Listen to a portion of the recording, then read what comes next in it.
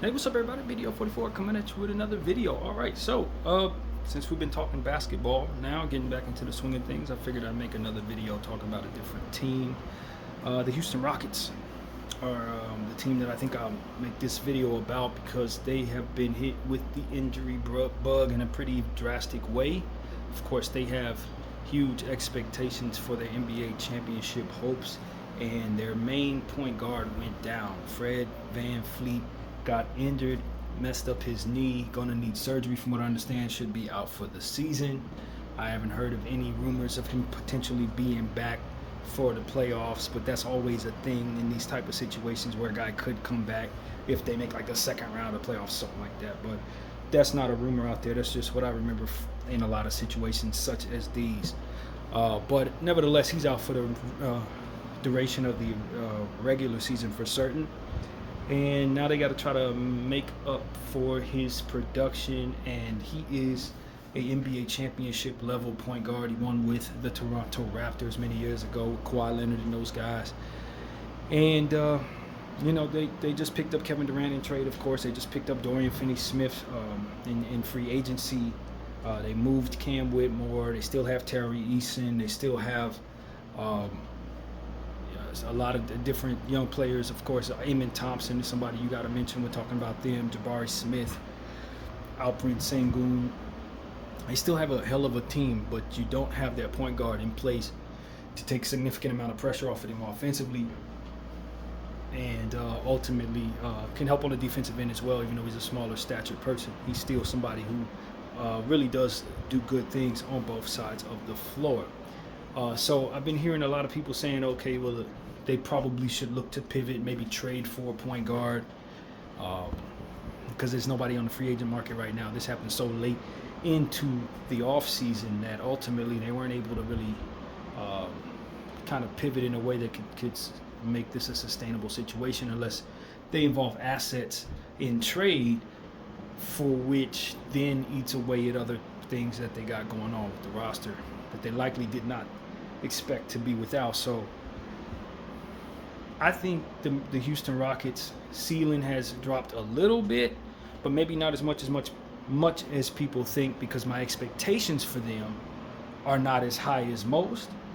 And then from there, I don't think this is as big of a problem as maybe it appears.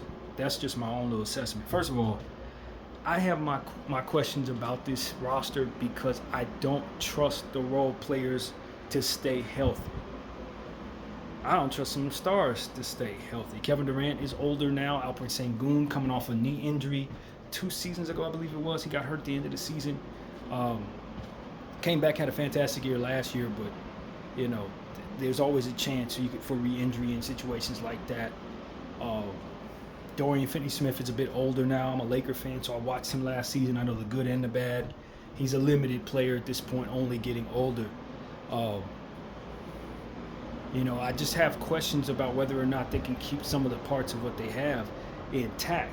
So for me, it's like expecting them to be just the runaway runner-up for Western Conference next to OKC. I think they could potentially be that, no doubt. And maybe of course, I think consensus will say without Fred VanVleet that lowers that ceiling, which I think it does lower it some. But overall, I never actually had them being that high for myself. I don't know that I have them above Minnesota. I don't know that I have them above the Denver Nuggets necessarily. Looking at the Western Conference, those are the teams. I'm not sure I have them above the Clippers, if I'm being honest with what the Clippers have put together. They look like they could potentially be a dangerous contender as well. Of course, Wemby could take a big jump. They got a huge influx of young players coming in through the draft. So the Spurs, I think, could potentially be a team. Obviously, the Western Conference is loaded.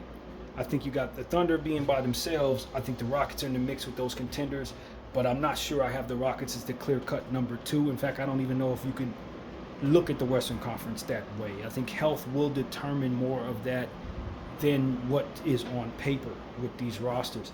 And judging by just what I understand about these players on the Rockets, I just don't trust a lot of them to stay healthy. And I think if they don't stay healthy, you don't want to be relying on some of that bench that they ultimately have. I think the young core that they have is really, really strong. And I think if it all comes together to have career years, all these guys like Alpi and Jabari and Amon and Tari, if they have career years, then they could be the number 2 seed for sure. They're in the mix. But my concern is not necessarily those guys. My concern is Kevin Durant, again, Fred VanVleet, who just went down for the season, Steven Adams, Dorian Finney-Smith, Jeff Green. Like, I don't trust these people to stay healthy at all. And they make up important roles on this roster this year. So if they happen to go down, the running mate for those 4 youngsters are going to be some guys like Jae'Sean Tate, who's pretty solid on an expiring deal, so you like him. But like Josh Okogie, how much do I want to lean on Aaron Holiday? Some of these, they got Isaiah Crawford, some dude named Kevon Harris, of whom I'm not familiar with, J.D. Davidson. Like, I don't know if it will ever get to a point where you have to rely on these people. But like, you got Clint Capella. Do I expect Clint Capella to stay healthy? Hell no, I don't expect Clint Capella to stay healthy. Dorian Finney-Smith, Steven Adams, Kevin Durant. I don't expect these people to be healthy enough to be what people think the Rockets are going to be.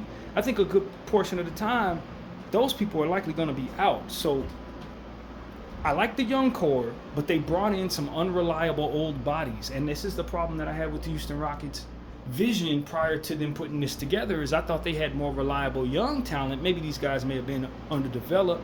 Maybe these guys don't necessarily know how to be pros just yet. But I can count on them all coming together at some point on the same timeline. The vision for the Rockets and what ownership and the GM thought win now means is bringing in a bunch of old washed people to accompany the young players. And I just don't agree with that. I don't agree with that, especially with the schedule that the NBA has. Now, if you had a 40-game schedule, then it's like, okay, yeah, we need more experience. But an 82-game schedule, that's a marathon. You need somebody who's in a position to actually absorb that. And most importantly, somebody who hasn't been doing it for the last 12 years, whose body's likely tired from doing that. So this is why I just don't understand or agree with the philosophy. And most of the teams that do this don't win the championship. And I think this team is going to be another one of those teams that doesn't win the championship. Kevin's too old. Dorian's too old. Clint Capella's too old. Jeff Green's too old. These people should not be relied upon at all, and they will be. They will be. And when you had people like the young players that they had, giving away Cam Whitmore, I think that was a massive mistake. There's no way in hell I want in 2025 Jeff Green and Dorian Finney-Smith over the upside of Cam Whitmore. There's no chance I want that. No chance. So I just have a different philosophy in general about how I would build my team. I will forego the experience and the maturity for young bodies that can likely have the ability to maintain their energy and their strength and their desire to be hungry throughout the course of an entire 82-game schedule with a bunch of back-to-backs. Instead of a bunch of people who are likely going to be too tired to pay the schedule as difficult as it likely is. So that's my thing. I understand what the Rockets are trying to do. I just think it takes a different path to get there than what their vision is. And I don't think they're winning nothing. I really don't. Now, here's one reason why I don't think losing Fred VanVleet is as big of a problem as maybe most people are thinking it is, to the point where they have to make trades, moving players they don't want to move to get a point guard. I don't think they need to do that for 2 reasons. One, Amon Thompson was drafted as a point guard. And because of the presence of Tari Eason and Jae'Sean Tate, you don't necessarily need Amon Thompson to play the small forward position. You don't need him to. Those guys are switchable. Kevin Durant's switchable. All these people can play the 3. Jeff Green, although I'm not in this stage in his career, you probably don't want him playing the 3. Josh Okogie can play some 3. You don't necessarily need Amon Thompson to play the 3 in order for your roster to make sense. You can move Amon Thompson to the 1, where he was drafted to be a 1 in the first place, and then slip Tari Eason into the starting lineup and have Jae'Sean Tate as your main backup, and still make sense of your roster. And then the presence of the guy, the 3rd overall pick last year, Reed Sheppard, who I thought was a doppelganger of Fred VanVleet because of his size, because of his ability on the defensive end, and because of his hyper scoring efficiency ability. He is underdeveloped at this point, but he also didn't get enough opportunities to show how developed he actually is with the big team. I thought he might have been the best player, most talented player overall in the draft last season. he might have been. And he just got drafted to the wrong place. Well, this year with Fred going down and them needing the point guard, suddenly he's going to be thrusted into the role that he should have been from the beginning. And I think that Reed Sheppard could potentially thrive. He has natural ability. He's extremely intelligent. He can make some. Like I said, he has quick hands at defensive end. He has some defensive genius in him. I know he's like 6'2", but so is Fred VanVleet. So it becomes a situation where I look at this particular piece and I just say, yo, you don't need to do anything. Just slip into the role that you intended that he was drafted to be in. You don't need Fred VanVleet because of the presence of Reed Sheppard. I could argue they should be trading Fred VanVleet's horrible contract and just moving Reed Sheppard into that space. And then maybe upgrading their center position a little bit, their backup center position a little bit, making it more of a higher quality piece. You know, so like I said, the presence of Tari Eason, who's been playing a bench role, a role too small for his talent anyway, this injury slips Tari into a position to play the role that he should be playing, getting more minutes and more focal point of focus on him. And then Jabari, same thing. This allows Jabari Smith to likely be on the floor more because it moves Terry from the 4 spot to the 3 spot, and it moves Jabari into a space where he can play the 4 a bit more. He can play more small ball 5 as well on this roster. So it's a lot of stuff for me when I look at the Rockets and I say, listen, half of the young players that they have, if their GM shared my position on things, would just have bigger roles to begin with. Tari Eason's a starting small forward in this league. Amen Thompson could potentially play the 1, 2, 3, and 4. Reed Sheppard should be a 1 or a 2 in this league. With big minutes, if he develops properly, he's going to be an all-star someday. Jabari Smith was a second overall pick in the draft several years ago. He should definitely have a bigger role than what the Rockets have been able to give him. Their position on how to build a winner has stumped the growth of the talent that they have on their roster. The young players that they should be developing, who should likely be in other situations, rebuilding situations, are stuck in this win now timeline, playing with role players that are old and stars that are old. Their roster, in my opinion, without Fred VanVleet, falls into place a bit better. Now their ceiling lowers, but the roster makes more sense. Because now you got guys actually slipping into their roles that they're actually supposed to be in. So I think the person who benefits the most from this potentially could be, obviously, besides Reed Sheppard, that's obvious. But the person who benefits the most from this, in my opinion, is Tari Eason. Because now Amen Thompson has to slip into a different role, a more prominent role, and that slips Tari into a space in an expiring year where he can potentially get some starting minutes and some 30-minute games, 35-minute games, for which he will flourish. He will flourish massively. And so that's really my point of view. I never really agreed with some of the decisions. I never agreed with the Fred VanVleet signing to begin with. I thought he got paid too much. I thought he was a redundancy to what it is that they had. And I thought he was a poor allocation of assets, of cash, when you consider how much of the cap he's actually eating up versus what it is that he actually provided. And I've been right. It's a bad contract. And this injury was one of the reasons why you would consider that. And so for me, I don't doubt that their ceiling lowers. Now, I don't doubt Fred is still a player who can contribute a lot when healthy. But I also don't doubt that they don't need him. In fact, those players need more so than his presence the minutes to showcase what they can do. So I don't doubt that the Rockets proven that they don't see things that way. I would not be completely surprised to see them go trade for a point guard. I wouldn't be completely surprised to see them be lost in regards to their point guard position because they refuse to play, Reed Sheppard or Amen Thompson at that position. I could totally see them doing something like moving Aaron Holiday into that starting point guard position or something like that. I would not choose to do. But they have the answers already worked into their roster. I don't think it's an adjustment needed at all. You just put the people that you got in place in the positions that they were drafted to be in. Problem solved. Reed Sheppard's a point guard. Amen Thompson's a point guard. Problem solved for the Houston Rockets. So that's really my thing.